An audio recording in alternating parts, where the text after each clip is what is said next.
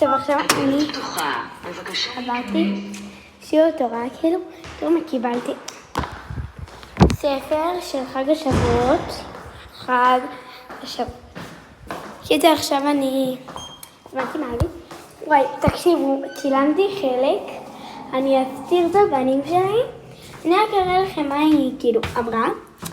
וואי, איך אני אוהבת שיעור תורה. אבל לפעמים זו מורה אחרת, לפעמים זאת לירד, לפעמים זאת נועה, לפעמים זאת אור, אבל כאילו, זהו, יאללה ביוש.